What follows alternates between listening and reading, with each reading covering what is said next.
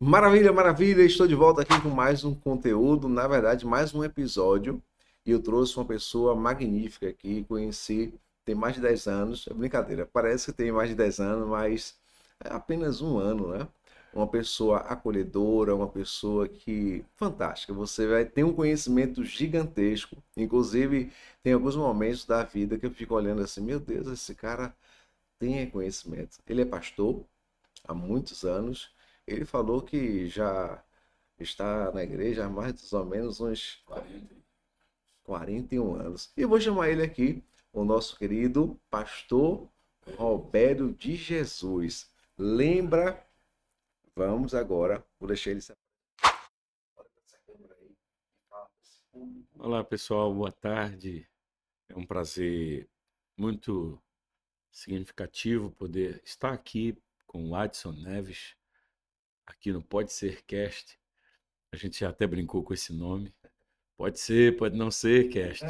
Mas a gente está aqui para tratar de algumas questões que vão fluir aqui da nossa conversação. A gente não tem script, tem nada pronto e oxalá a nossa conversa flua de uma maneira agradável.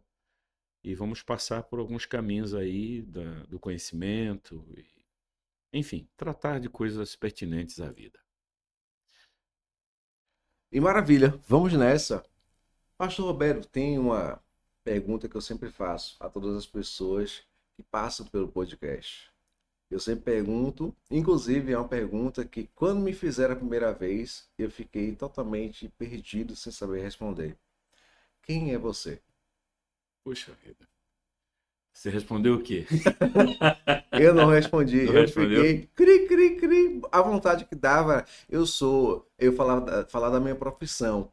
Mas quem é você? Eu já elaborei essa pergunta. É realmente desconcertante, às vezes, Sim, fazer esse tipo de, dar esse tipo de resposta. sim. Mas, pensando assim, de forma mais simplista, eu sou um ser humano, não estou na lista dos macacos, nem das galinhas, sou bípede, Sim, tenho inteligência, razão, sentimentos, sou, portanto, marcado por uma espiritualidade, sei que a minha vida vive nas fronteiras do mundo e daquilo que é transcendente, né, da espiritualidade. Eu sou esse sujeito que transita aí entre as coisas daqui, da Terra, da existência humana, e também das coisas da eternidade, onde a vida perpassa entre o tempo e a eternidade. Nós somos isso, e eu faço parte de um grupo de pessoas que se definem como cristãs, né? Não sou muçulmano, não sou budista, é, já estou tratando da minha religião porque isso acaba sim, definindo. A sim, gente é sim. aquilo que define a gente, Exatamente. né? Então eu sou psicanalista, tenho uma formação em psicanálise, tenho uma formação em teologia, caminhei mais com a teologia do que com a psicanálise, venho de uma experiência pastoral aqui na Bahia, no Brasil e fora do Brasil, já passei por 12 países, incluindo também moradia, né? Morar na Inglaterra, Portugal, tive em Israel, Singapura, conhecendo gente do mundo inteiro e, e desenvolvi em mim, por graça e bondade de Deus, a arte da poesia, da escrita, da composição. Sou músico, aprendi a tocar alguns instrumentos. Não sou especialista em nada, mas É, é, dá para ir é. levando, né? E sou pai de duas meninas lindas. Tive uma experiência marcante com a vida, no sentido de relacionamentos, tive experiência de perdas. É, Hoje experimento uma orfandade, né? Sem pai, sem mãe no mundo, e tenho irmãos maravilhosos. Eu sou esse cara, eu sou amigo de muita gente e conto a dedo aqueles que preservo perto de mim, porque a vida exige que a gente seja seletivo nesse sentido. Então, meu nome é Robério, eu tenho 56 anos de idade e percorri o mundo levando o Evangelho de Jesus Cristo e é o que dá sentido à minha vida.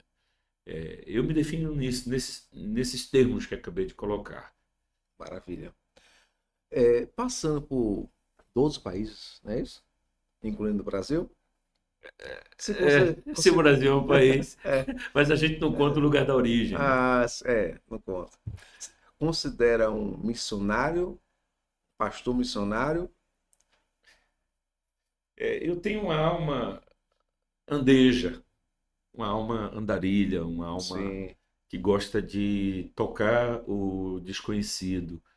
E desde criança eu tenho uma paixão por essa relação intercultural, multicultural, e eu acabei desejando ser um missionário. Eu preparei-me muito tempo para morar em Angola, na África, e Deus mudou o curso da minha vida, mas eu tinha essa fixação de que eu iria findar os meus dias em Angola. Até que Deus me levou para Portugal.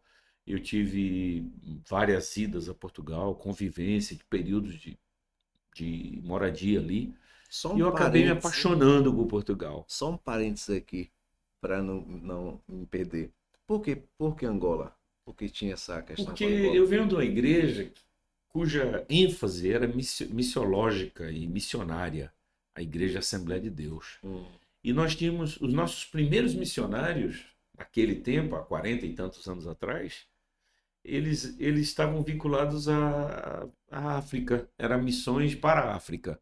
Então, eu acho que o meio acaba produzindo na gente um sim, sim, desejo que é produto daquela ambiência. sim, Então, eu acho que eu enviesei o meu olhar para a África com esse sabor de quem quer buscar o transcultural, a relação com a minha raiz sim, etnológica, né?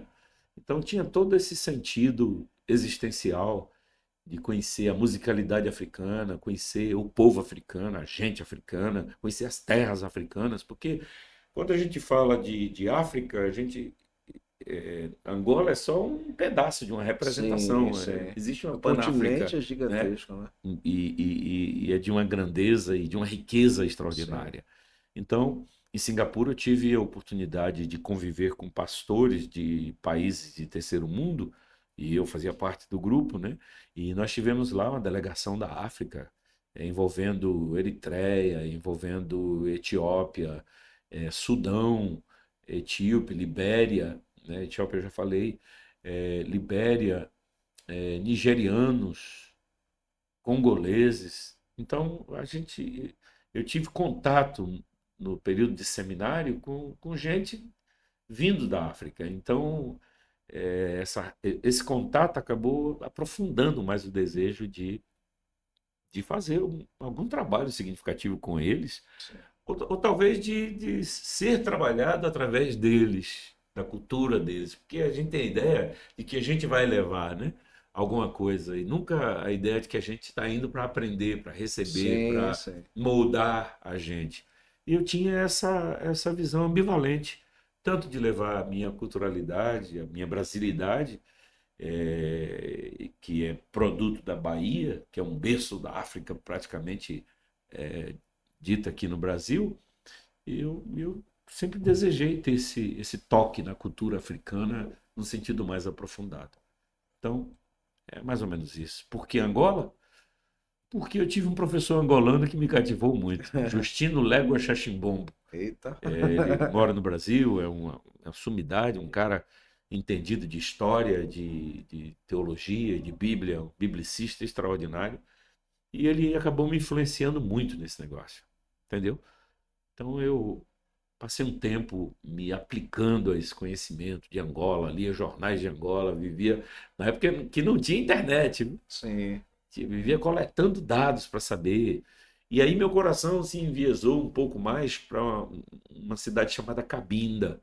É uma cidade industrial, fica perto de Luanda. É, você tem que fazer uma travessia de barco para chegar a Cabinda, mas é um polo industrial muito rico. E eu acabei sonhando em ir para aquele lugar, conhecer a igreja do lugar, E, por fim, Deus mudou o curso da minha história. E eu só sobrevoei a África, a Índia. Tive amigos aí desses cantos do mundo, mas não tive lá ainda para pisar na geografia e sentir a cultura como eu desejei. Maravilha. Pastor, quais são os maiores desafios do pastorado atualmente? Ser pastor, se não for fruto de uma vocação, é a maior estupidez do mundo. Se Deus não te chama para ser isso, você pode ser, Sim, mas você vai viver as frustrações mais duras do mundo. Porque ser pastor não é uma questão de uma escolha minha, como um sim, ramo sim. profissional. Ser pastor é o sacerdócio, a vocação divina. E o desafio, na primeira instância, de lidar com a espiritualidade é conhecer a Deus. A primeira grande dificuldade da vida de um pastor é conhecer a Deus. Se você é conhecido de Deus e não conhece a Deus, você já está com uma pendência. Se você conhece a Deus, sabe sobre Deus, mas não é conhecido dele, por não significar nada perante ele, no sentido de vocação, chamado, o interesse dele por você, então você já tem um outro déficit terrível. Então, o grande desafio, em primeira instância, é conhecer a Deus e ser conhecido dele. Depois, conhecer a Deus tem a ver com a dimensão de uma experiência pessoal com ele. Eu não estou falando da teologia, porque a teologia, a meu ver, é a maior presunção, tentativa de falar sobre Deus. É uma presunção, Sim, porque Deus está na ambiência do ignoto, no sentido da profundidade. O homem domina aquilo que ele conhece. exatamente. Então, Deus jamais será conhecido do homem no sentido de tornar-se produto do empoderamento do homem. O que Deus dá de si é uma manifestação para que a gente desenvolva uma relação com Ele a partir do modelo que está nas Escrituras. O Deus de Moisés, o Deus de Abraão, o Deus de Jesus, né? Que em Jesus parece ganhar uma completude, uma intimidade, né? Porque o Deus do Antigo Testamento ainda é um Deus do distanciamento. Olha, não pisa nessa terra porque tira as alpacas dos teus pés, porque essa terra é santa. Tem certo distanciamento. Olha, não toca no monte, não cruza essa linha, que senão você morre. Já o Deus Pai do nosso Senhor Jesus Cristo, foi o grande problema de Marcião, é porque ele não entendia que estava se tratando do mesmo Deus, Deus, né? Como é que o Deus do Antigo Testamento é um Deus severo, matador de velhinhas, de criança, um Deus vingativo, irado, e de repente ele se torna o paizinho, o Abba, que o Senhor Jesus acabou vendendo para a gente, entregando para a gente. Então, havia uma discrepância. Na verdade, é o mesmo Deus, só que manifestações diferentes do seu caráter, da sua pessoa, e que a teologia, por mais que tente, jamais o define. Deus não está nos quadrantes da linguagem humana. Deus não está nos quadrantes do conhecimento humano. O que a gente tem são definições dadas pelo próprio Filho de Deus, que dá a gente um terreno de fala, um chão de fala sobre Deus. Mas o conhecimento de Deus é uma coisa que vai além da nossa capacidade. Quem conheceu a mente do nosso Senhor? Está lá nas Escrituras. A profundidade das riquezas, tanto da sabedoria quanto do conhecimento. Quão insondáveis são os seus juízos e quão inescrutáveis são os seus caminhos. Quem conheceu a mente do nosso Senhor? Quem primeiro deu a Ele e depois recebeu? Porque dele, por Ele, para Ele são todas as Todas as coisas. coisas. Então, o grande desafio do ministério pastoral é conhecer a Deus e ser conhecido de Deus. Depois, conhecer Sua palavra. Uma coisa é conhecer a pessoa de Deus, se relacionar com essa manifestação. E outra coisa é o propósito dele, a vontade dele, que é boa, perfeita e agradável, mas requer uma aproximação do conhecimento desse objetivo dele. O que é que ele quer com os seres humanos? Por que ele criou isso aqui? Porque um universo tão imenso, de trilhões e trilhões de estrelas e centrilhões de planetas, somente esse globo terrestre tem essa atmosfera, essa relação onde ele constrói um jardim. Por que ele constrói um jardim? Por que ele desenvolve um relacionamento conosco? Por que esse interesse dele por nós? Então, o desafio de pastorear é, em primeira instância, conhecer essas estruturas. Agora, numa segunda instância, é uma instância bem psicológica, bem humana. Será que o que eu capturei dele é de fato a verdade? Ou a minha leitura está equivocada? A minha interpretação sobre ele e o que ele diz estão realmente corretas? Porque eu posso fazer uma leitura equivocada de algo que ele manifestou e disse, e eu me perder nisso. E aí vem um terceiro momento, a transmissão disso. Para quem eu estou transmitindo? Qual o objetivo? As barreiras linguísticas, as barreiras geográficas, as barreiras sociológicas, as barreiras psicológicas. Aí vem outras texturas de experiências com Deus, a experiência do budista, a experiência do islâmico, a experiência do judeu. Como eu agora preciso, como pastor, dialogar com essas outras experiências? Só eu sou detentor do tecido que define a roupa de Deus? É um desafio, né? Então, será que esses caras, inclusive, que vieram antes de mim e que me deram a plataforma de onde eu surjo, não têm uma experiência superior e melhor, e maior e mais clara, ou mais confusa sobre ele? Então, o desafio não passa só por uma experiência pessoal com Deus, passa também nessa experiência do coletivo, do encontro com o outro e do encontro, como disse Lacan, com os outros, Sim.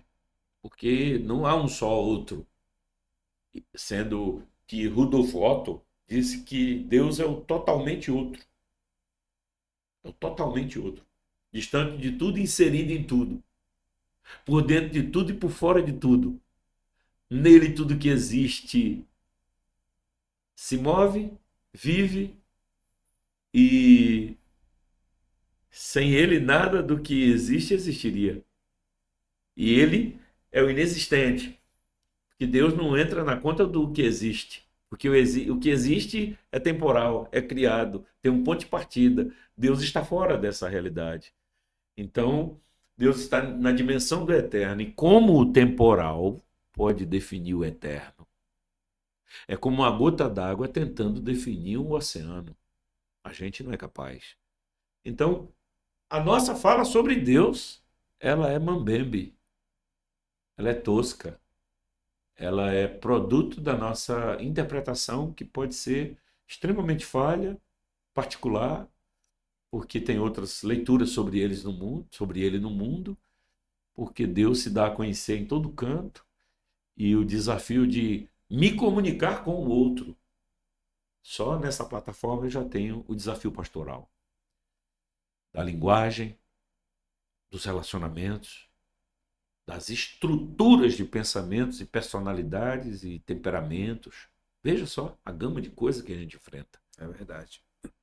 E o desafio da atualização dessa mensagem, desse querigma da pregação, a atualização disso para o mundo de hoje. Você há de convir comigo que 2025 não tem nada a ver com 1801. As demandas são outras já. A realidade é totalmente outra. E a gente está no apagar das luzes da história humana, se é que a gente pode apocalipsizar o discurso aqui. A gente está já no baixar das cortinas de um teatro que teve sua peça em milênios, 6.000 anos de história humana. E a gente está partindo para o que a Bíblia chama de volta de Jesus, estabelecimento do 1000 anos de Cristo sobre a terra, o desfecho da história e daqui a pouco a finalização de toda a história para entrar na transhistória. Poxa vida, tem tudo isso na teologia cristã, né? E em outras teologias. Então, a dificuldade do ministério pastoral, além de humana, ela é espiritual, ela é psicológica, ela é linguística, ela é cultural. Então, é uma coxa de retalho que a gente precisa considerar cada peça nesse fuxico. Você já falou de fuxico? Sim, sim. Não é Eu fofoca, não. lembro. Fuxico. O fuxico é Eu aquele lembro. tecido que aquelas senhorinhas Sim, da roça. minha avó fazia. A sua avó? Mas não de É, sua avó. minha avó, ela faleceu recentemente. É Divaldina. Dona Divaldina pegava um bocado de Era. tecidos, fazia florzinha com cada um e Sim. saía emendando. E Dona Bernadette também. Pronto. O fuxico.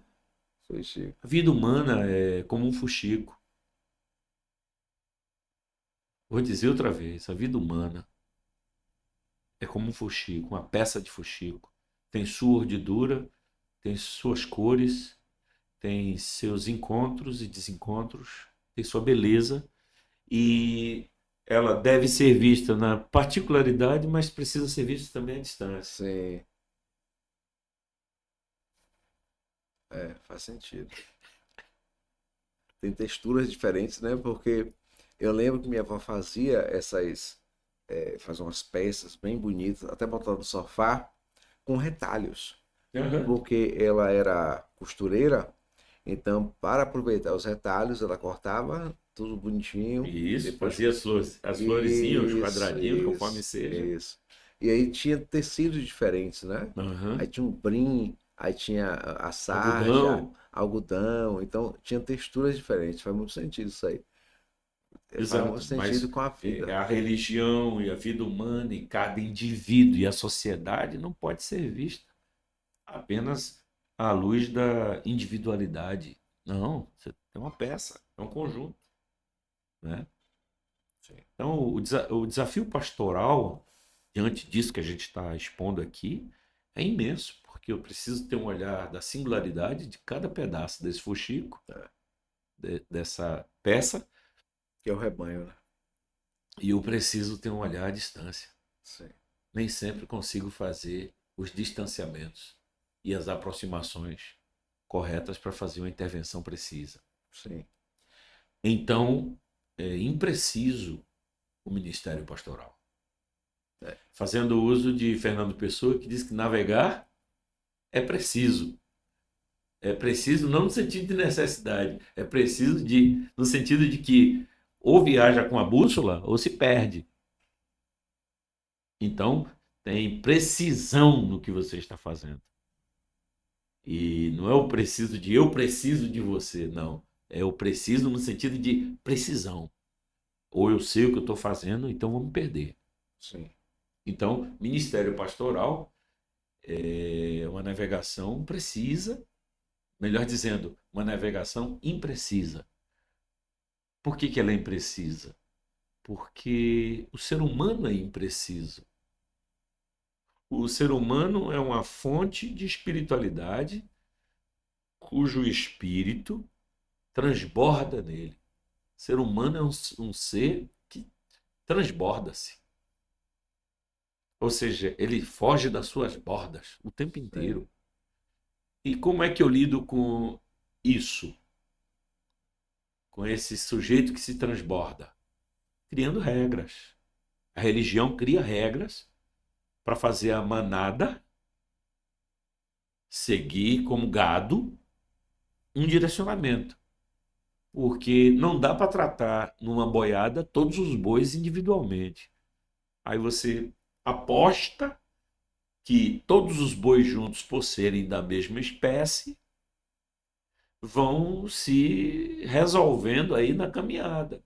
E a gente fica aqui por fora, tangendo e atendendo a demandas específicas quando Pontuais, surgem, né? pontuais. E agora eu vou usar essa palavra para o curral de ovelhas, né? É a ovelha que dá cabeçada em ovelhas, é a ovelha que está ferida, é a gorda, é a fraca, é a doente, é a nédia, é a pequena, é a grande, é a que está nascendo, é a que está Sim, em parturição. Às vezes o parto não vai dar certo, eu preciso ajudar no parto. É a que morre, é a que fica para trás, é a que se extravia. Cara, é impreciso. é verdade. E com essas questões, essas necessidades individuais, é um desafio, né? Para o pastor. Porque são necessidades totalmente diferentes, cada ovelha. E aí vem o grande desafio nesse caso. Sim, Porque sim, sem é, dúvida. é, eu fico imaginando assim, meu Deus, um pastor que tem lá na igreja, sei lá, 1.000 pessoas. Como é que Ele fica a não dá cabeça? conta. Como é que fica a cabeça desse Ele pastor? precisa de co-pastores. Ele precisa de auxiliares, Sim, porque ninguém dá conta de 1.000 pessoas não dá sem conta. adoecer e sem morrer. É. Porque um pastor, ele não pode esquecer que antes de tudo ele também é ovelha. E é um ser humano, né? Ele é Limitado. um ser que transborda também. Sim, exatamente. Ele é um ser sui Exatamente. generis. Ele é um Sim, ser que tem as suas próprias idiosincrasias. sim, Ele é um ser que tem as suas próprias subjetividades, peculiaridades, as suas coisas intrínsecas e extrínsecas, as sim. suas esquisitices. E ele agora está na condição de líder, autorizado por quem o chamou, o sumo pastor, que é Jesus. E essa condição o deixa numa posição delicada, porque às vezes ele precisa desse pastoreio, ele precisa dessa ajuda. E às vezes pastorear é uma arte difícil porque você tem um campo de competição no mundo hoje nesse setor. Os pastores nem sempre colaboram entre si, eles competem entre si. E a competição nessa ambiência ela é perigosa, porque no mercado a competição até se justifica. Mas É no ministério considerada pastoral, normal, né? normal, mas no ministério, não. Sim, Competição não promove nada, só promove a guerra. é verdade. Divide, dissensões, dissimulações. Então, a competição, ela provoca um manejo do rebanho de uma forma equivocada, de uma forma perigosa. Ela vai quadripartindo, tripartindo, dividindo, vai seccionando o rebanho, de modo que acontece aquilo que aconteceu em Corinto, né? Na igreja dos Coríntios. Sim. Uns dizem eu sou de Paulo, outros dizem eu sou de Pedro, outros dizem não, eu sou de Apolo, outros dizem não, eu sou de Cristo, os espirituais, né? Tem os sárquicos e os pneumáticos. Os pneumáticos são os espirituais, os sárquicos são os carnais. Aí fica aquela guerra. Quem dividiu o corpo do Senhor? Está Cristo dividido entre vós? Está, por causa da competição. E, e também eu vou trazer da linguagem do rebanho natural para falar sobre o rebanho espiritual. Às vezes você precisa lidar com a tosquia e com a devora da carne da ovelha. Quem vai ficar com o melhor pedaço? Quem vai ficar com a melhor lã? Aí começa a competição. Então há um mercado interno e É... também tem um mercado negro. Meu Deus, a gente... é um assunto que em algumas situações se torna um pouco polêmico, né? Mas nos dias de hoje a gente vê, eu já vi isso em alguns lugares, eu tive, eu vou considerar não foi privilégio, mas foi o desprazer de ver algumas situações que me deixaram muito triste, eu fiquei muito triste, porque quando eu comecei a enxergar aquele grupo, né, atuando dentro de uma igreja grande, gigantesca, que tem em várias cidades do Brasil, até fora do Brasil, mas trazendo ali como se fosse uma empresa, né? Como se fosse uma multinacional. Aqui é a minha multinacional. Eu não, eu vejo pessoas assim falar assim, minha igreja. Na verdade, a igreja não é. Uhum. Nossa, né? Estar na igreja, Exato. né? E aí eu fiquei meio apreensivo em relação àquilo. Mas não começou a acontecer agora, né? Não, isso Acabou de relatar aí lá em Coríntios, né? Então já estava acontecendo lá. os pastores de Abraão estavam tendo dificuldade com os pastores de Ló. Sim, coisa antiga. Então, é da É vida. coisa do homem. Eu fui para uma escola há muitos anos atrás, eu era criança, estava no processo de aprendizado, e eu tive que ajoelhar no milho. Que diabo de escola é essa que me bota ajoelhado em caroço de milho? Eu tinha palmatória, errou um número, bolo na mão. Então, isso é uma frustração. Que sujeito quer continuar voltando para aquela escola para aprender alguma coisa? Pegava o milho e fazia Eu só estou pipoca. dando um exemplo, Você. né? Então, você encontra. Eu acho que a gente entra num problema ontológico que tem a ver com o tema do seu podcast, né? Pode ser, né? Pode A ser questão cast. ontológica, a questão do ser. A igreja é um lugar onde, para que eu me afirme como ser, eu tenho que superar as muitas forças do não ser que querem me abater, me pôr para fora, me Sim, empurrar e que não me aceitam. E isso não é só da igreja. A igreja deveria ser um lugar de inclusão. O Cristo fez uma proposta de inclusão, mas também de exclusão. sim. Não há em Jesus só aquela livre abertura para a inclusão. Aquele cara que é filho do diabo, que não quer nada com Deus, ele está fora. O inferno não é a forma mais exclusiva de Deus agir com os seres espirituais e humanos? Essa coisa de criar o inferno tem a ver com excluir gente que se excluiu, gente que baniu com a lei do reino e que tornou-se merecedor daquele canto. Mas aquele canto foi criado para quem?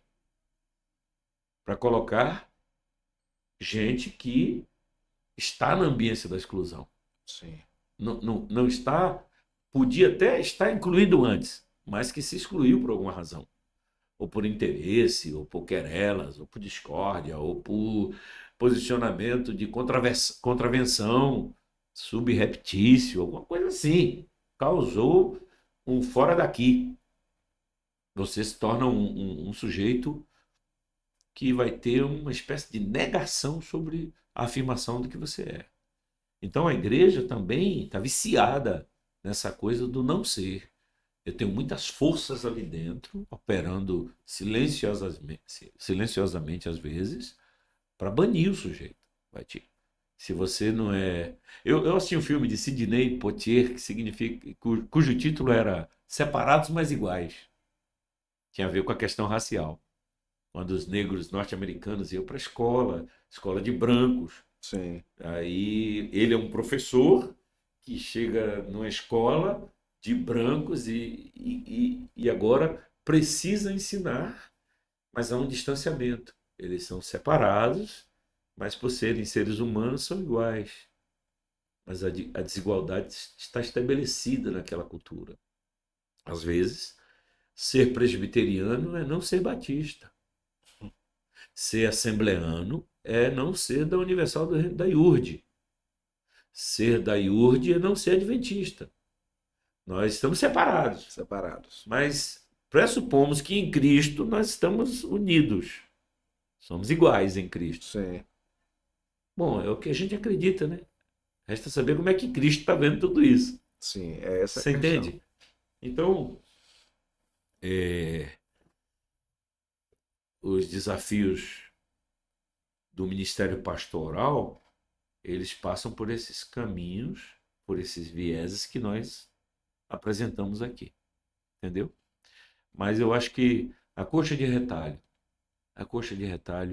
acaba sendo para a gente algo que dá para gente uma ideia básica do que é o mundo, do que são as pessoas e do que é a igreja ou qualquer religião. Uma coxa de retalho. Se você vai para o catolicismo, você vai ter lá dentro dominicanos, franciscanos, carmelitas, agostinianos, que mais? Você vai ter mercedários, as ordens estão postas. Sim, sim. Jesuítas, né? E tem outros que agora a mente não está trazendo. Não tem nada errado. Cada um com o seu jeitinho. Você tem uma família, você tem 10 irmãos, Jacó teve 12 filhos. Ninguém era igual a ninguém. Não tem como. Você entendeu? Então, dentro de uma família, somos irmãos, mas somos todos diferentes. Às vezes somos divergentes, Sim. né? Pode ser até gêmeos. Parecidos demais. Sem a mesa. Gêmeos idênticos, né? Exato, exato. Mas os pensamentos, as interpretações são totalmente A leitura diferentes. do mundo, porque essa coisa de caminhar no mundo é de uma subjetividade. Então, eu li um filósofo, não lembro o nome dele agora, que ele diz que, no fundo, a vivência de cada indivíduo é um solipsismo, é um caminhar só. Eu estou aqui com você, você coopera comigo, a gente interage, mas as decisões da minha vida são minhas. Sim, A minha experiência de nascer é minha, exclusiva. A minha experiência de viver, por todos os percursos que eu passo, é exclusivo. Ninguém, mesmo passando pelos percursos que eu passei, viverá a mesma experiência por causa de diferenças de mentalidades, de as doses, né, que a gente tem da recepção das coisas, percepção das coisas. Ninguém vive igual. Não existe essa igualdade. E a experiência de morrer também é singular, é subjetiva. na verdade, pastor, eu vejo que mesmo a pessoa, um exemplo, né? Durante uma pregação, tem lá, eu faço essa ministração aqui há 10 anos, mas a ministração que vai ser feita depois nunca vai ser a mesma da anterior. É o mesmo tema, vai pegar ali os mesmos tópicos, Tópicos, pontos. mas não vai ser igual. Não, eu acho que tem algo mais grave ainda. Você tem um pregador falando para 1.000 pessoas uma palavra. Essa palavra está sendo fracionada com 1.000 entendimentos diferentes. Sim, é verdade. Você tem um cara só falando, a intenção desse cara é uma. Sim, Mas o receptor, os receptores, cada um de per si, está fazendo sua leitura, está fazendo suas extensões da prédica, porque o que eu escuto, eu junto com conteúdos que eu já tenho em mim. sim, E esses conteúdos que eu tenho em mim, enquanto eu estou escutando, eu estou alinhavando, estou na urdidura de conhecimentos meus, particulares, e de alguma forma o Espírito Santo está ali trazendo uma palavra para mim, dentro da impressão da minha subjetividade, da minha individualidade. é um negócio incrível, né? O ser humano é. Quanto mais eu estudo sobre mente, principalmente, essa questão de mentalidade, sobre temperamentos, né, que nesse caso, dentro do DISC, dá para aprofundar bastante, a gente vai entendendo algumas questões. Um exemplo, ontem eu tive aqui uma pessoa que ela é especialista nessa área, e ela falou assim, Adson, eu sou dominante, que é o chamado colérico, né? O colérico é aquela pessoa que faz rápido. E o marido dela é o chamado analista, né? É aquele mais, bora, peraí, vamos conversar, vamos analisar, vamos pesquisar, vamos colocar no papel. E ela se, Dramático. é o filmático, ela se irritava com isso. Mas aí vem a questão, dentro dessa questão que acabou de ser dita, né? Da questão da pregação e das 1.000 pessoas que estão lá ouvindo, escutando, mas estão interpretando de formas diferentes, por conta de conhecimentos, Claro. experiências e outras demandas, né? Também tem essa questão, né? Voltada, que cada ser humano ele nasceu com um temperamento. Tem algumas pessoas que acham que isso é uma coisa irrelevante, mas na minha visão, diante do que eu venho estudando, não é. Porque eu vejo que Deus também nos trouxe com temperamentos diferentes para assuntos diferentes, missões diferentes, coisas totalmente diferentes, A uma do beleza, outro. a beleza de Deus, Adson, está no fato de que ele traz o diverso, Sim, o múltiplo. Deus nos dá em abundância tudo. verdade. Miríades de anjos. Você acha que cada anjo não tem sua especialidade, sua condição de per si? Deus trouxe miríades de estrelas. Poxa vida, as estrelas são iguais por serem estrelas? Não, Totalmente diferentes. né? Miríades de planetas. Deus trouxe as coisas nanológicas, as microbióticas.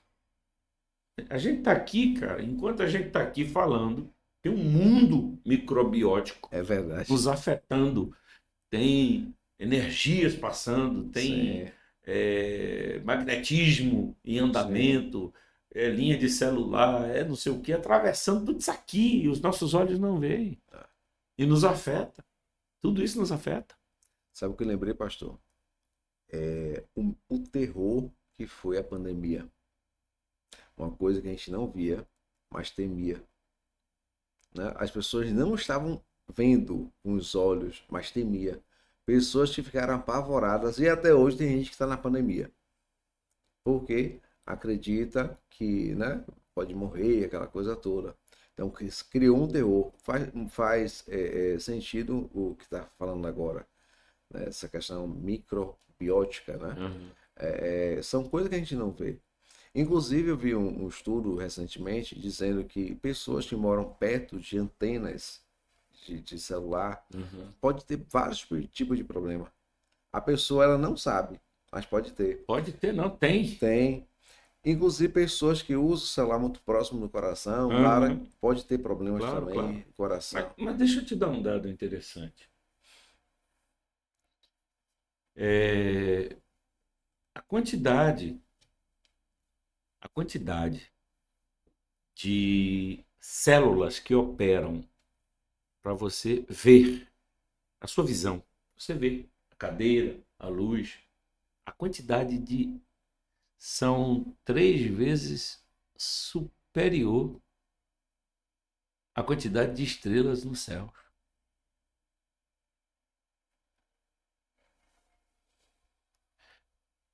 Eu vi um oftalmologista ateu dizendo que se converteu quando estudou a quantidade de células operando só na visão, só o olho. A quantidade de células operando para você ver é superior à quantidade de estrelas no céu.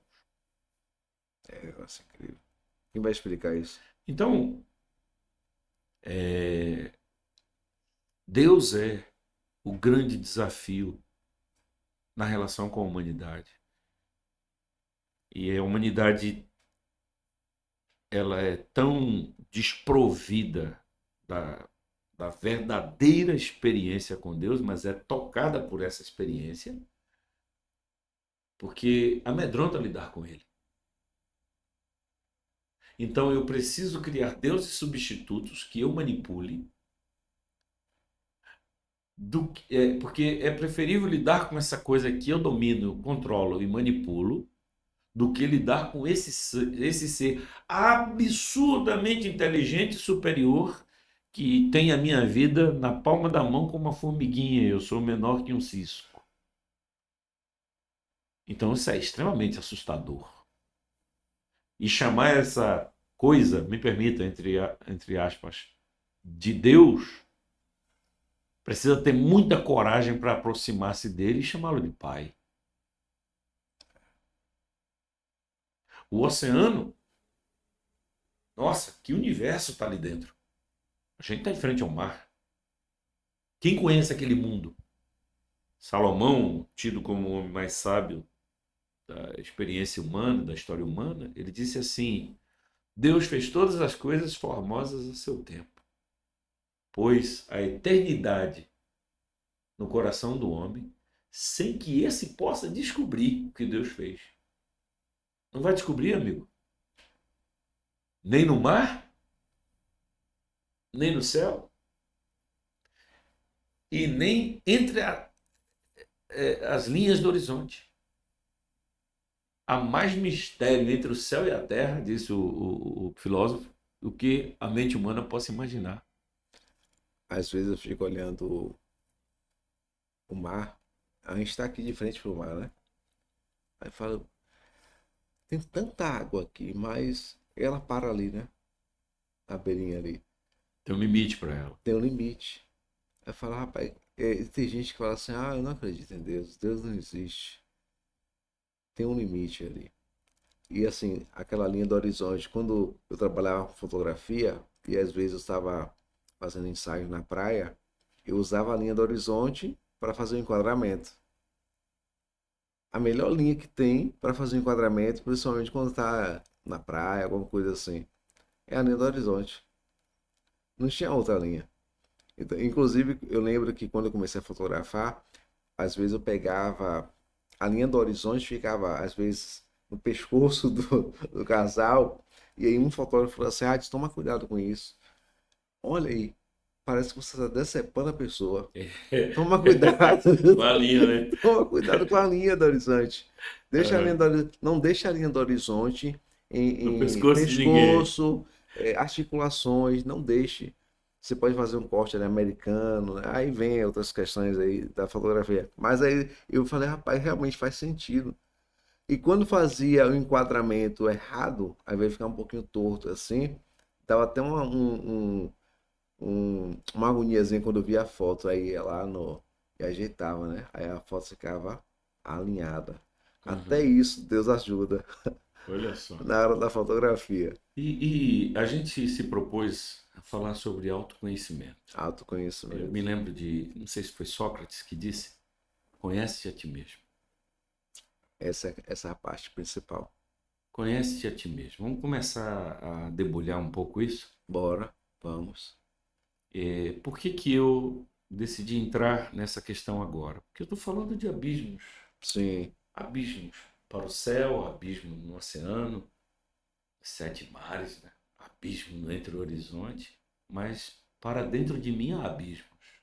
sim, com O certeza. ser do Pode Ser Cast, o ser humano é abissal.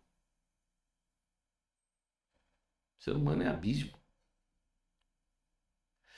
Os pensamentos, o espírito humano não tem fronteiras para ele, nem tem profundidade nem larguras. O espírito humano leva o homem a uma experiência de profundezas. A Bíblia chega a chamar de profundezas de Deus. E quando fala das profundezas de Deus, está falando do ser de Deus. Não está falando das coisas que ele fez. Só o Espírito Santo viaja nas profundezas de Deus.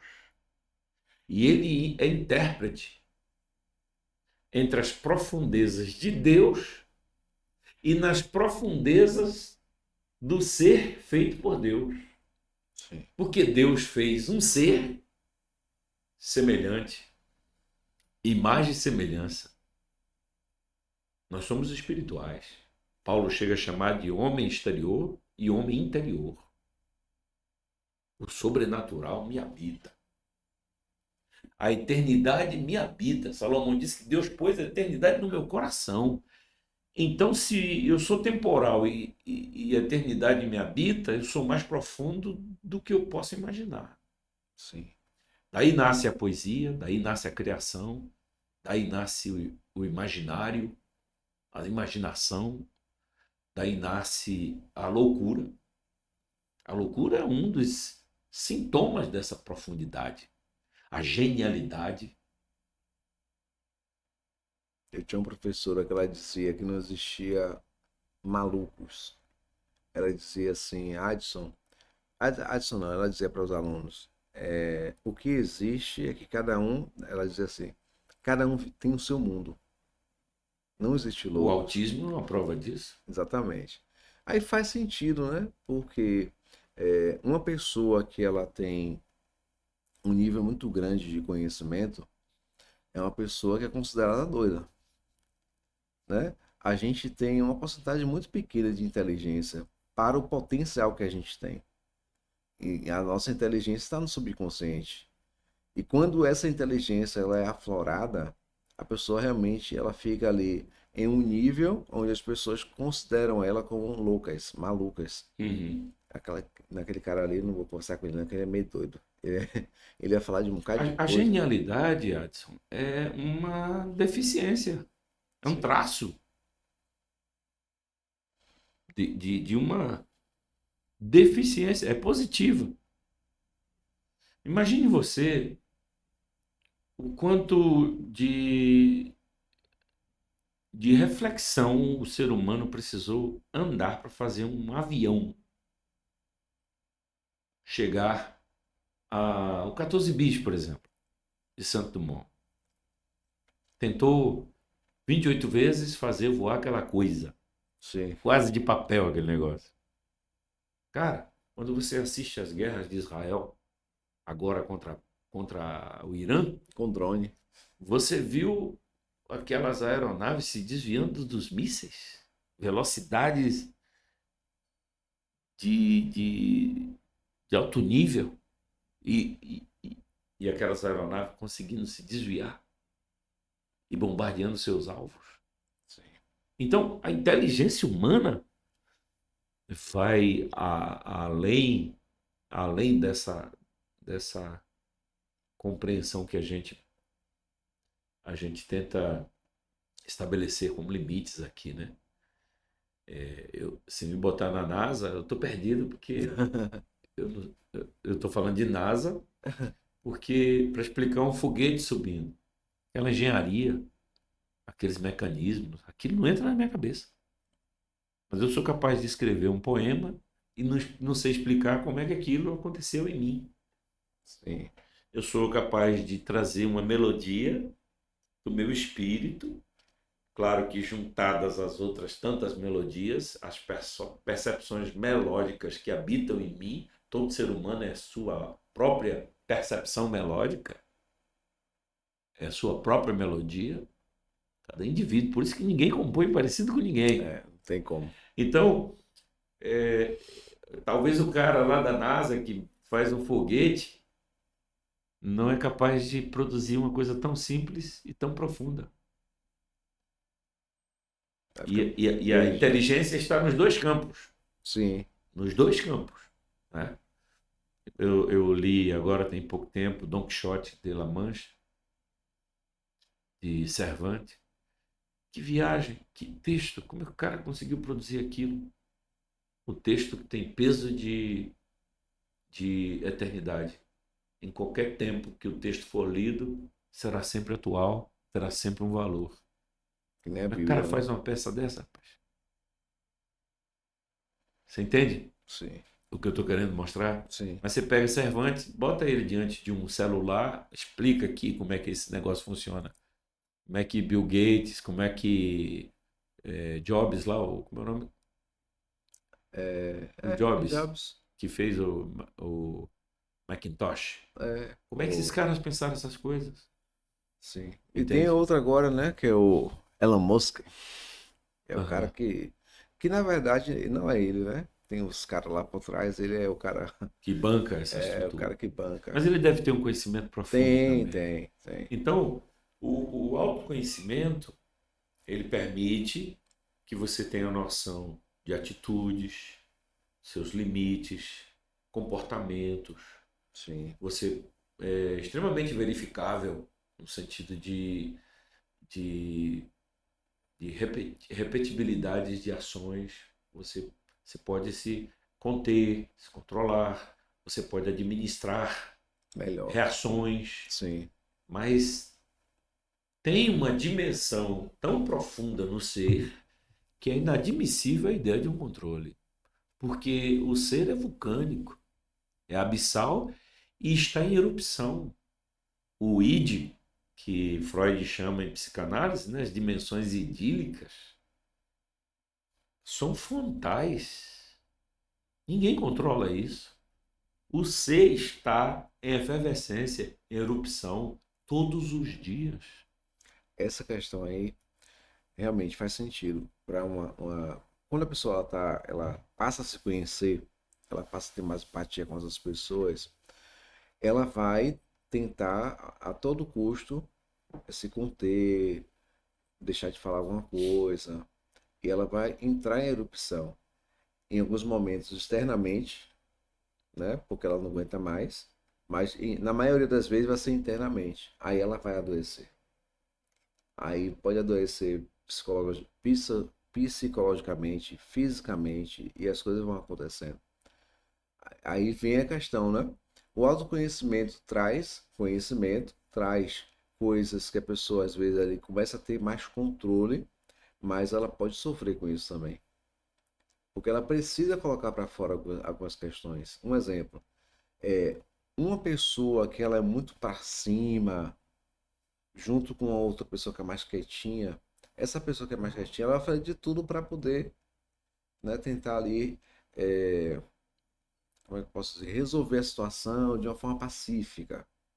Mas vai chegar uma hora que aquela pessoa ali, ela vai explodir. Ou ela explode ou ela implode, né? Uhum. Então, essa é a questão também. A pessoa tem que ter inteligência para poder saber como fazer da melhor forma possível. Mas só que tem horas que não dá, né? Tanto que Uhum. tem algumas pessoas que falam assim: você viu o que aconteceu com fulano de tal? Meu Deus, menino, nunca viu fulano de tal daquela forma. Eu conheço há 30 anos, eu nunca vi daquela forma.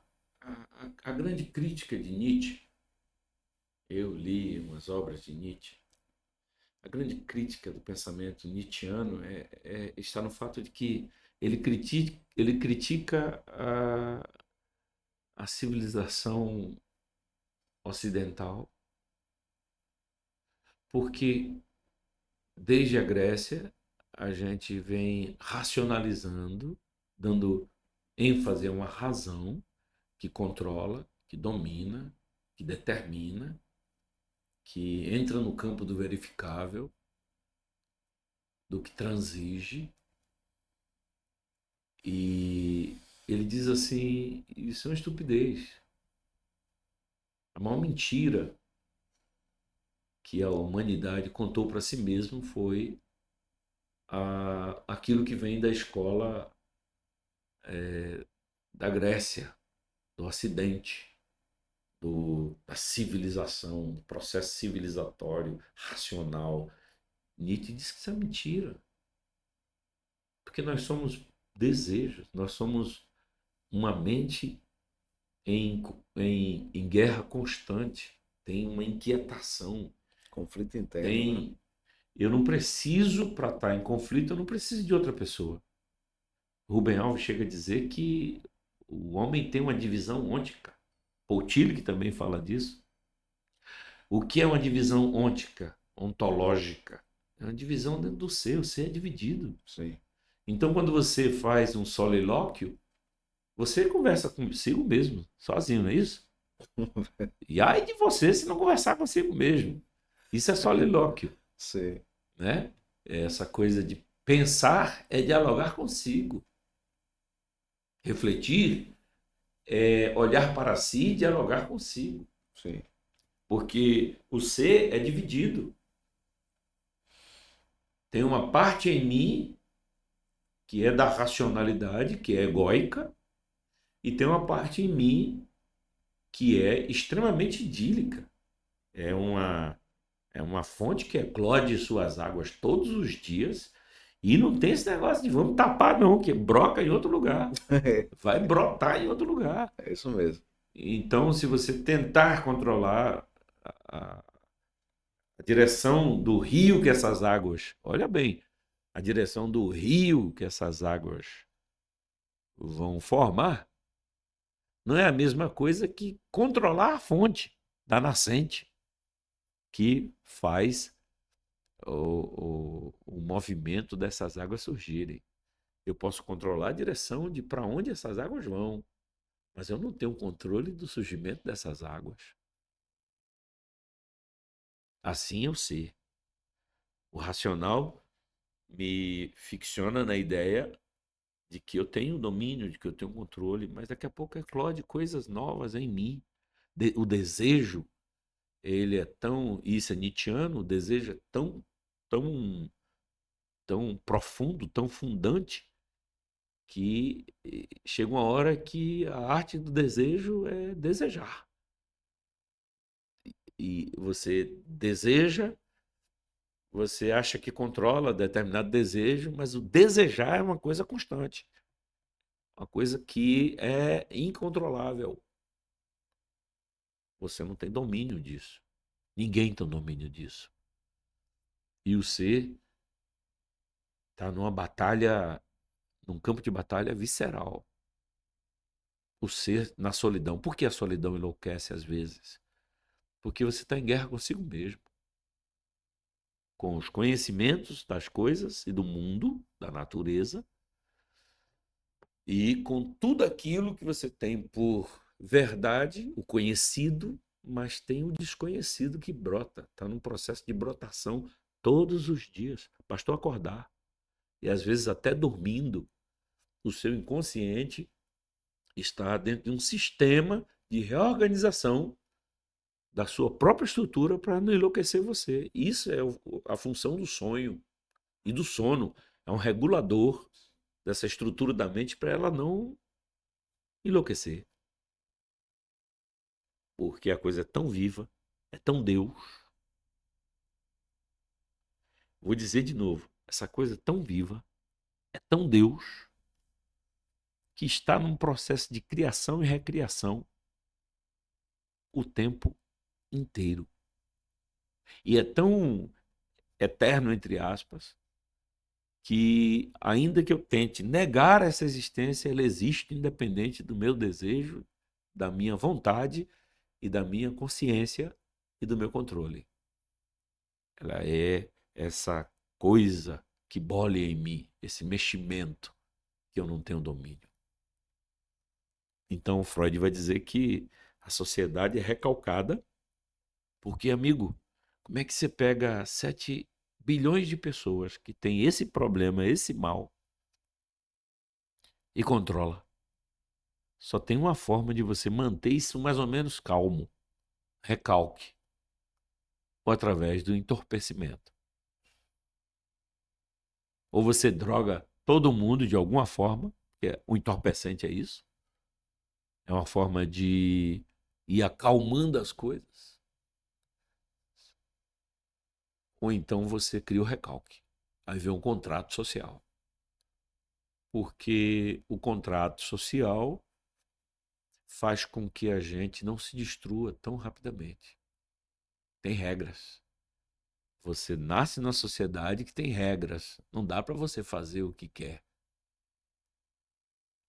Então eu preciso impor um controle para esse DNA Deus em você, esse genes de inquietação, essa coisa buliçosa em você que precisa de controle.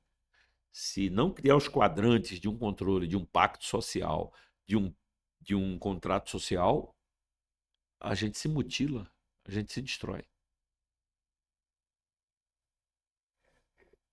Eu, eu vejo que essa parte aí tem tudo a ver com o que vem acontecendo, né?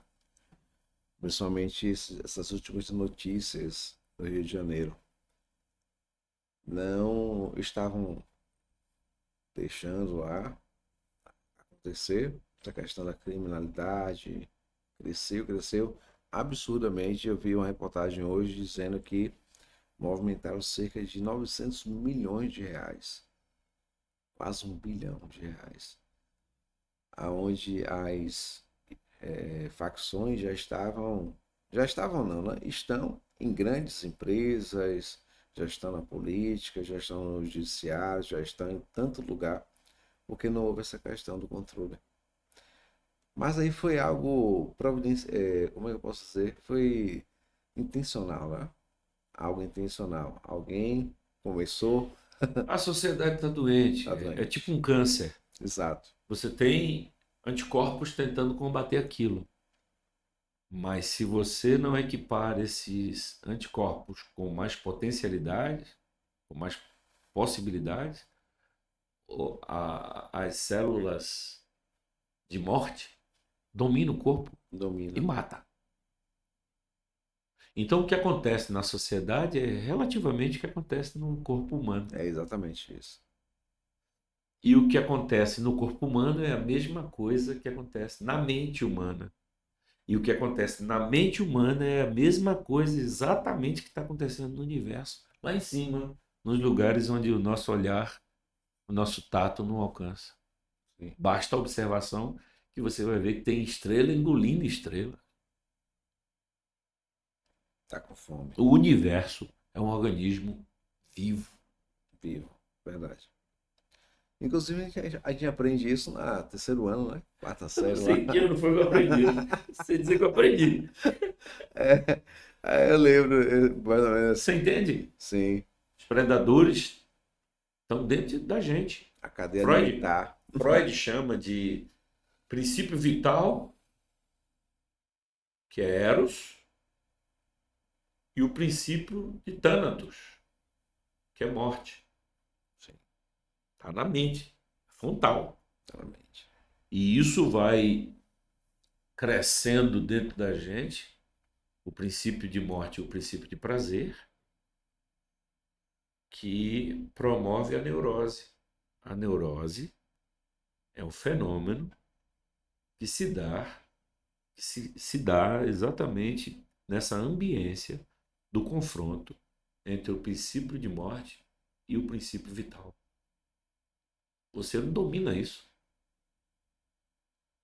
Somente os lesados da mente, e olhe lá, estão impossibilitados, pessoas com esquizofrenias, Sim, pessoas com psicopatias graves, com todo tipo de oligofrenias, elas têm suas esquisitices, mas as pessoas normais, tidas como normais, elas padecem dessas dimensões neuróticas. É o ego pressionado pelo id, que é o princípio vital, e pelo superego, que é uma espécie de controle que se estabelece com o aprendido, com os discursos do pai, da mãe, sim.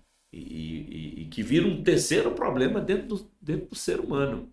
Porque quando você nasce, você é idílico, você é id puro. E a palavra id é uma palavra alemã que significa isso. Isso que se bola em mim, isso que fala comigo, isso que me interpela, isso que me agoniza, isso que. Mas por que está agonizando? Porque tem um princípio de morte, de Thanatos. A finitude me habita. Eu estou num processo de amadurecimento como um fruto. Mas, ao mesmo tempo, amadurecer é um caminho para o fenecimento, para a morte. Então, na medida que eu amadureço, é a mesma medida que eu morro. Faz E essas sentido. duas forças, elas coexistem. Elas são contraditórias. E aqui nasce, não é um paradoxo, nasce uma antinomia. Uma antinomia. E o que é uma antinomia? Quando duas forças, quando duas verdades estão postas paralelamente e com aparente contradição entre si. Então, você tem o princípio de morte. Você está morrendo, velho. A hora que você nasceu, quando o cientista descobriu agora que é o útero, o óvulo que escolhe o espermatozoide. Exato. Eu vi isso. Pronto. A partir do momento que você entrou ali, nego, velho, começou a batalha. Tem um princípio de vida que está te impulsionando a crescer, a se tornar gente, na formação do eu, na formação do ser, na formação do ego. São três formações fundamentalíssimas. Formação do ser, esse ser pode ser doente ou não. A formação do ego, que tem a ver com as dimensões de escolha, desejo, vontade. A dimensão do sujeito. A formação do sujeito tem a ver com as relações com a sociedade e o ethos onde ele nasce, a família onde ele se encontra.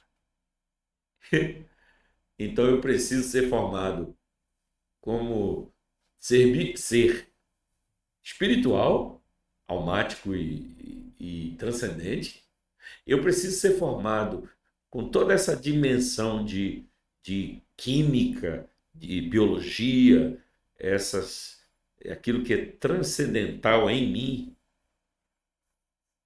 está em mim, a consciência.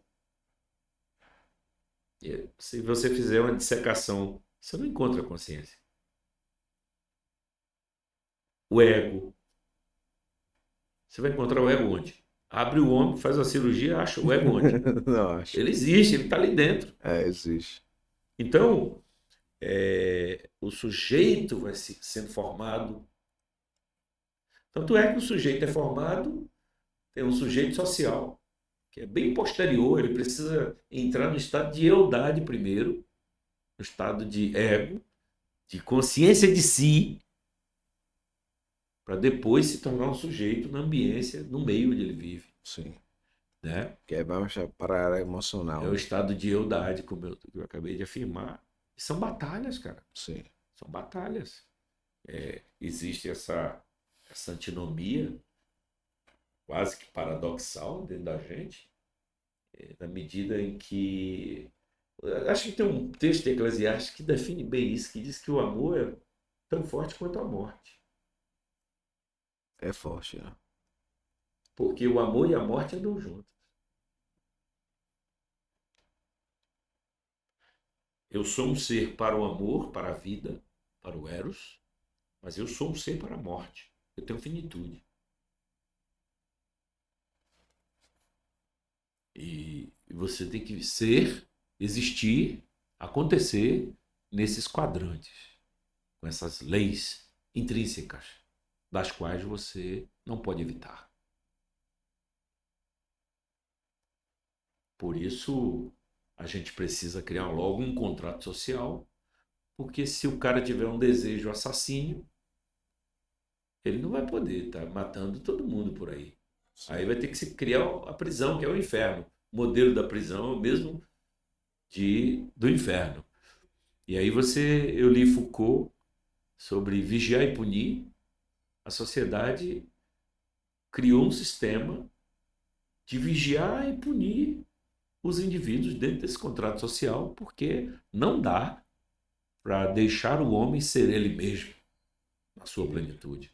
Porque o homem é um ser esquisito. Essa célula Deus que está dentro dele, vou usar essa expressão, ela é metáfora, tá? Ela é complicada, cara. Muitas vezes o homem não sabe lidar com ele mesmo, né? Não, mas não sabe mesmo. Não É sabe lidar. abissal. O ser humano é abissal.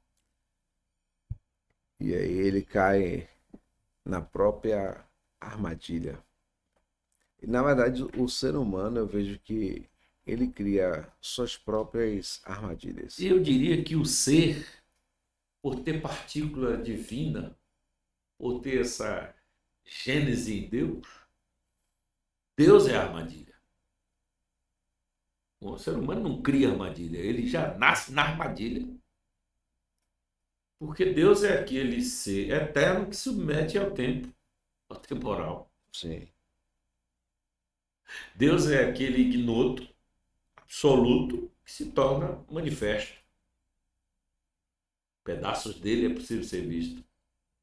E eu tenho que compreendê-lo nos pedaços que ele me dá. Porque eu nunca vou ter o todo dele. Então, eu não preciso beber o oceano para saber que ele é salgado. Basta pegar uma mãozinha e provar. Mas o oceano é que fornece a chuva que não é salgada. O oceano é que fornece os rios, porque todos os rios vão para o mar, mas dele também volta. Volta. E volta sendo purificado lá por suas profundezas. O sal é dessalinizado lá pelas profundezas e vai virando outra coisa potável, bebível, digerível e volta para salgar-se novamente para o seu processo entrópico.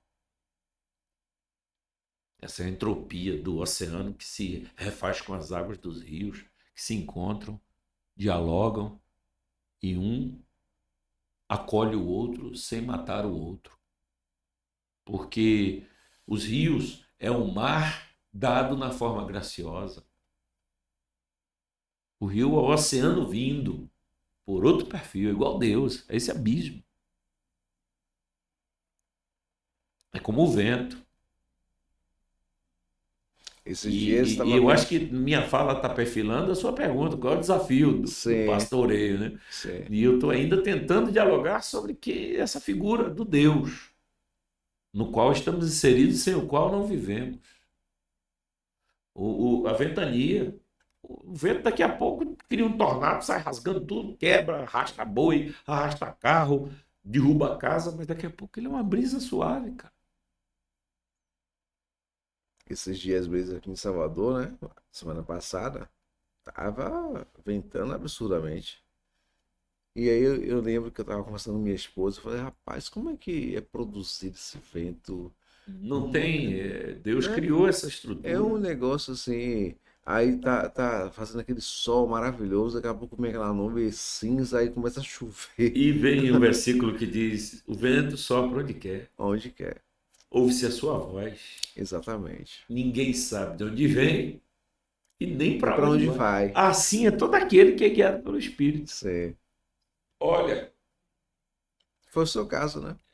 Pensou em ir para Angola, mas o vento sobrou para outro soprar lugar. para outra direção. E aí você vê o que esse versículo está me dizendo é que a arte do ministério pastoral, para quem tem o chamado, é exatamente essa não agenda, Sim. essa coisa inopinada, essa coisa que evolui dentro da sua própria autonomia. Eu não tenho conhecimento prévio.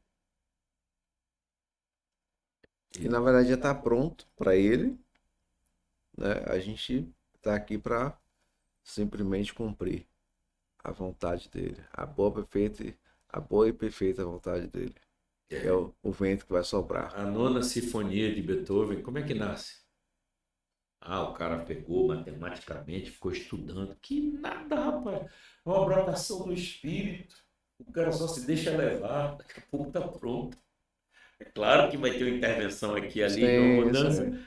a partir do conhecimento do sujeito, mas o todo que brota é de uma eclosão tão grandiosa que ele não domina.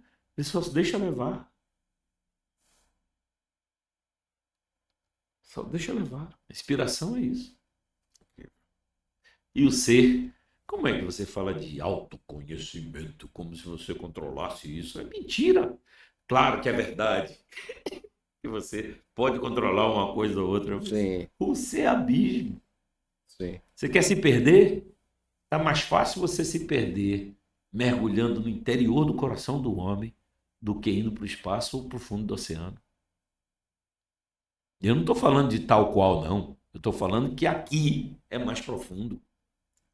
Porque está se tratando de, vou usar a célula Deus. Sim. A gente costuma dizer coração, mas na verdade é o inconsciente, né? O inconsciente é o chamado coração. É onde está a inteligência do homem, é onde está as profundezas, onde está coisas que às vezes o homem não consegue gerenciar. E tem algumas situações que Deus não permite que o homem alcance, porque ele vai se perder. Uhum. Eu tenho a impressão de que o universo é Deus se autoconhecendo. Porque Deus tem as profundezas de si. É Deus criando todos os dias. Meu pai trabalha até agora, disse Jesus. Deus não trabalhou e ficou quieto lá. Que nem os deístas dizem que Deus deu corda no universo e largou aí, quem quiser que se dane. Não, Deus trabalha até agora. Um ser divino que precisa trabalhar todos os dias é porque ele tem um processo criativo dentro de si, um processo inspirativo dentro de si, um processo de contenção dessa coisa, dessa fonte de ser, da sua própria ontologia, do seu próprio desejo, nascendo todos os dias. Eu acho que isso faz muito sentido para mim, porque se somos imagem e semelhança dele, e nós temos essa questão diariamente, né? Todos os dias surgem ideias, surgem Nós coisas, somos uma réplicazinha do soluções. que ele é Imagine, majoritariamente. mas se a gente passa por isso, imagina ele. Faz muito sentido. E pessoas que acreditam que isso não acontece, né? É, São as Deus, interpretações. Deus é tão lindo que ele com as inquietações dele, ele se permitiu ser aconselhado por Moisés. Rapaz, eu vou acabar com essa gente. Moisés falou, não, vai devagar, pai. Vai devagar, o que é que vão dizer a seu respeito? Ele se afastou um pouco e falou, você tem razão. Olha como Deus desce. Jesus disse assim, vós sois deuses. Está escrito. Jesus afirma isso. Foi Moisés quem citou isso. Nós somos fagulhas. Nós somos Benei Elohim. Somos filhos dele, cara. Então, tudo que ele é majoritariamente, tudo que ele é na dimensão do absoluto, a gente é nas fagulhazinhas. A poeirinha. Então, eu tenho que admitir que a luz é um lado de Deus e a escuridão também.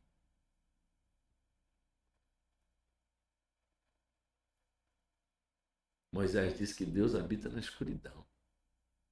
E para ele não há dia nem noite. E eu estou falando de escuridão física, mas eu estou querendo apontar para as escuridões de Deus.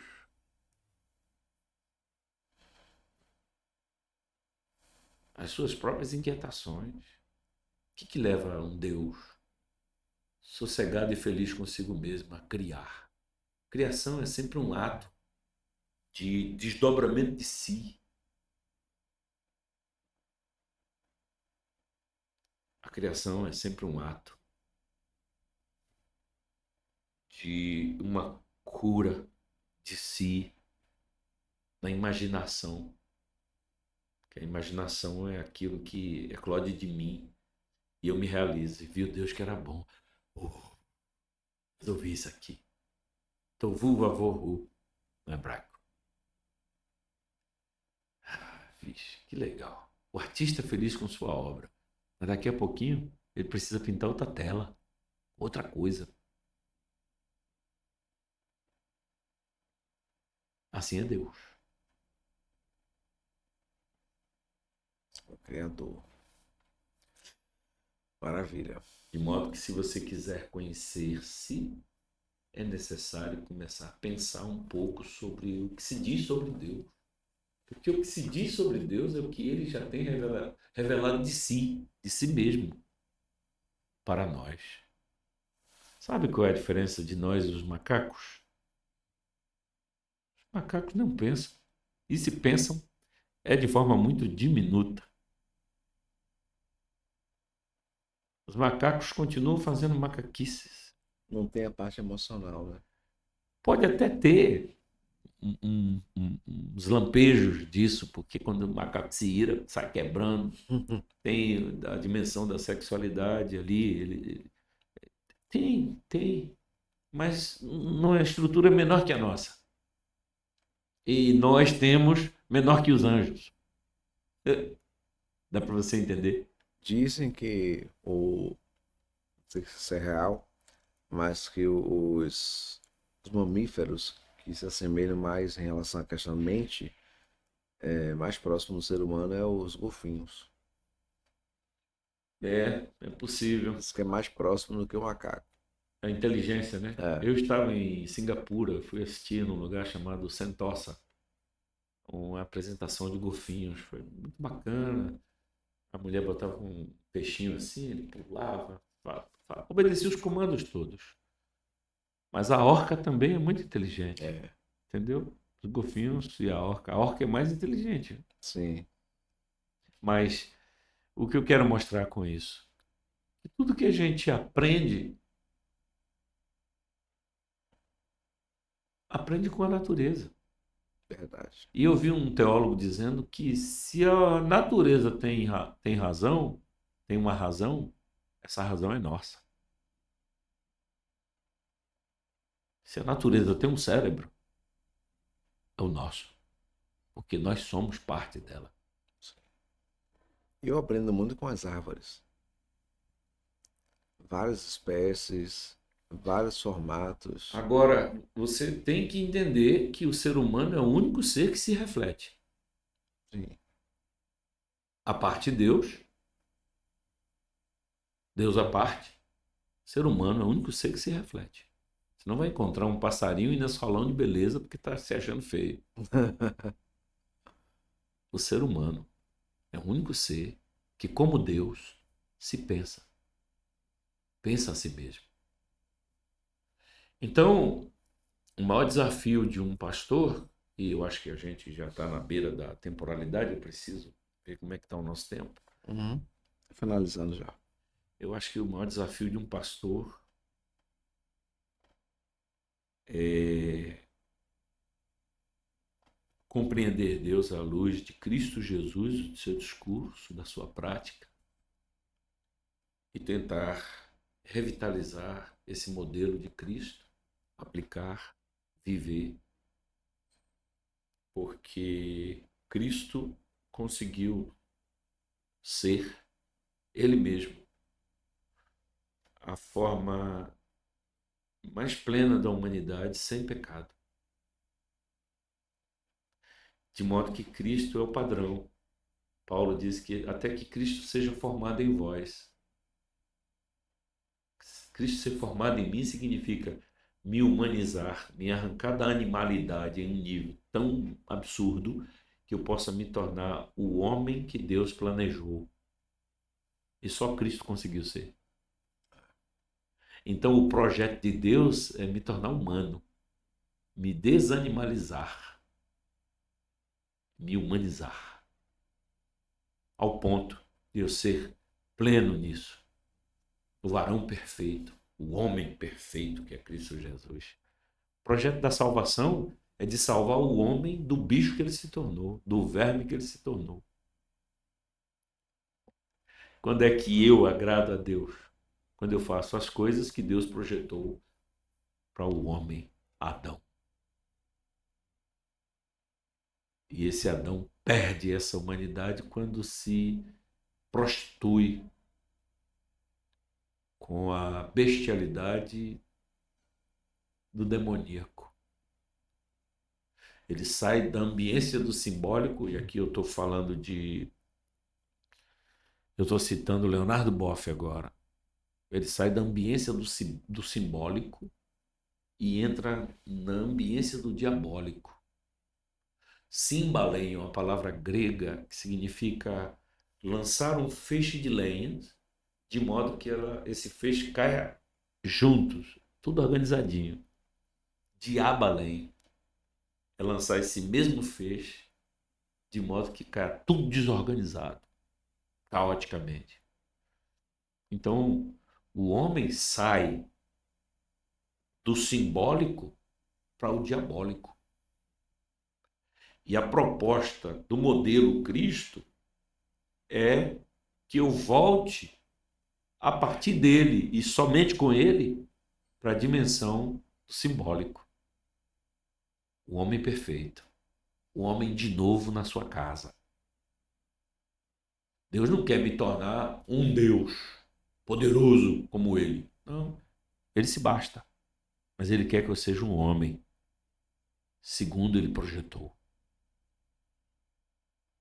E só o Evangelho me devolve isso.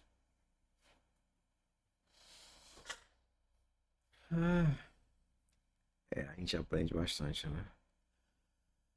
Estamos caminhando aqui para o final e você que acompanhou uma parte ou então totalmente aqui esse vídeo, acredito bastante que você está fazendo muitas reflexões aí, está colocando os seus pensamentos no lugar certo. Pastor Roberto tem um conhecimento gigantesco e está aqui, né, conosco, compartilhando com você.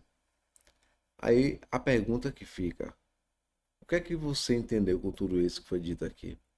Quais são os seus pensamentos? Quais são os seus questionamentos?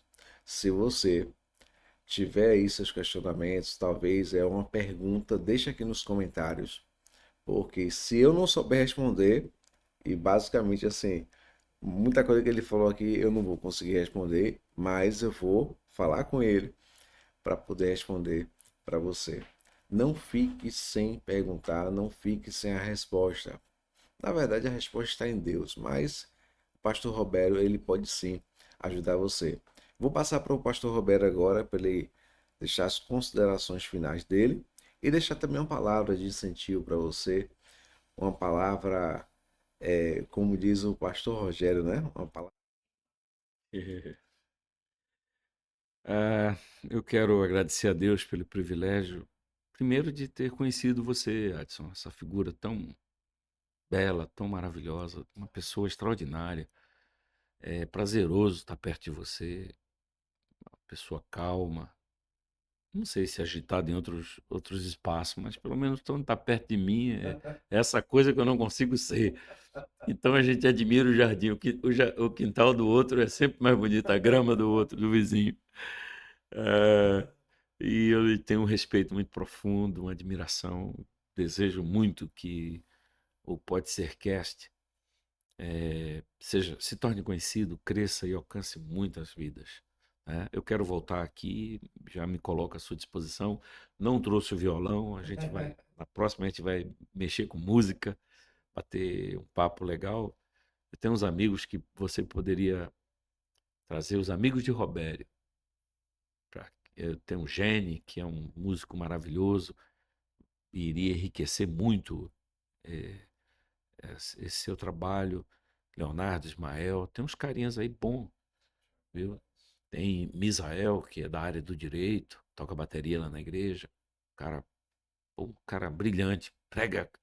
Eu tenho me embevecido com as pregações de Misael. E eu queria finalizar desejando a todos um tempo de reflexão e que essa debulha da gente aqui possa ser útil para você de alguma maneira.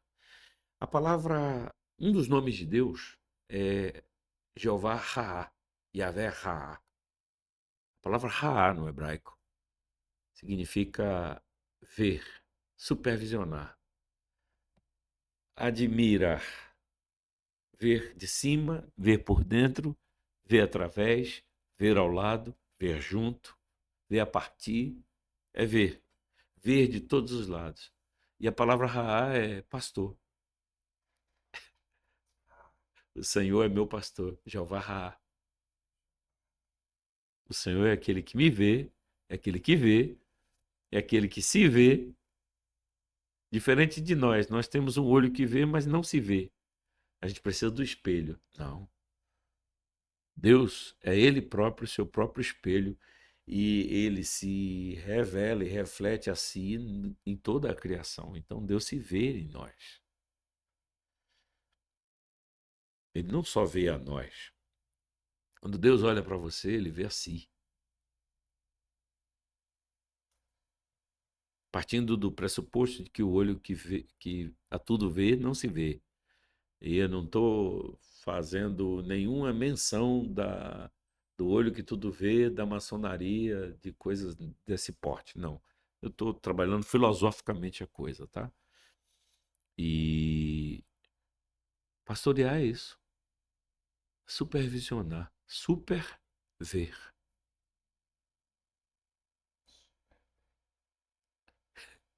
É quando o ser se propõe a enxergar a si, o outro, o além de si, e, e viu Deus que era bom. O quê? A obra que ele fez. Então, quando Deus vê que está bom o que ele fez, Deus fez tudo para a sua própria alegria. E Paulo concorda com isso quando diz lá em Efésios que ele fez tudo para si mesmo no amado. Tudo é dele, por meio dele e para ele.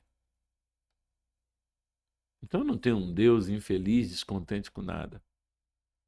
Ele sabe exatamente o que está fazendo com cada peça, de cada coisa, tanto no mundo angelical quanto no mundo humano e no mundo dos bichos, né? Dos vermes.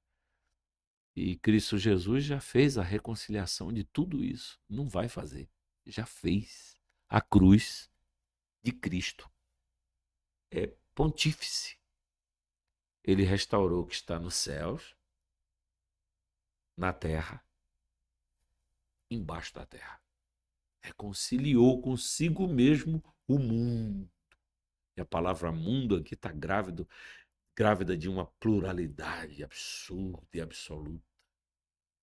Deus reconciliou. Sabe o que é reconciliar? Conciliar significa trazer a paz. Paulo, em Romanos 5, diz assim: justificados, pois, pela fé, temos paz com Deus. Temos paz com Deus porque Deus está em paz consigo mesmo. De modo que as forças negativas estão aí, fizeram suas escolhas, e Deus está em paz. Ele é o Deus da paz. Jeová, Shalom. Então, eu desejo a vocês que tomem posse dessa visão de Deus, do Deus que tem um controle do mundo, do universo. Não se mexe uma fagulha no fundo do oceano sem que seja dentro dele. Não se mexe um pó de estrela lá no espaço sideral que não seja dentro dele. Tudo é nele, nos movemos nele, vivemos nele, acontecemos nele, em ele. Tudo dentro dele. Então a gente tem que viver uma vida entusiasmada, cheia de Deus, em teós, asmos. A alma grávida, possuída, tomada por Deus. Que Deus preenche tudo nesse universo. E vou dizer mais, até os demônios só existem porque subsistem nele. Sem ele, nada do que se fez foi feito. Que Deus abençoe a todos.